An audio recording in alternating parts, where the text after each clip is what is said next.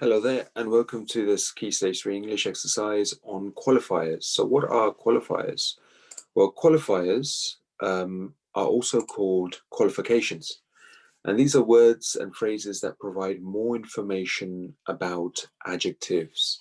Let's have a look at the examples. So they enable you to be more precise in descriptions. They give variety to your language and can help to establish the tone of the language. They can also strengthen a statement, such as slightly bolding, moderately difficult, utterly ruthless. So this is what we call qualifiers. So bolding, difficult, and ruthless are normal adjectives, whereby slightly, moderately, and utterly are what we call qualifiers.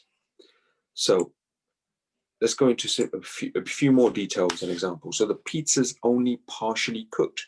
So partially will be a qualifier.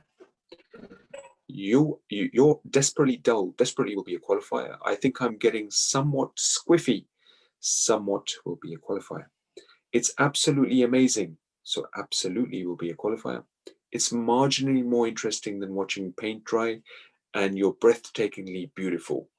So qualifiers are words and phrases that provide more information about adjectives. Point number 3, many qualifiers simply add force to a statement. That half pipe is totally awesome, but some can be ranked in order of strength, such as these words here.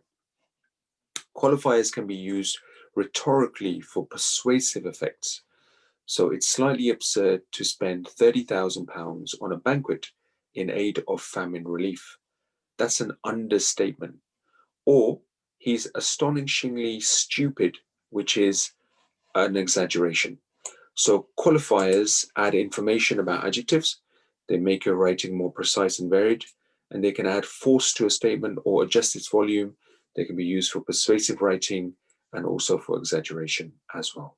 Okay, I hope this helps. You've got some questions to answer thereafter based on this particular exercise.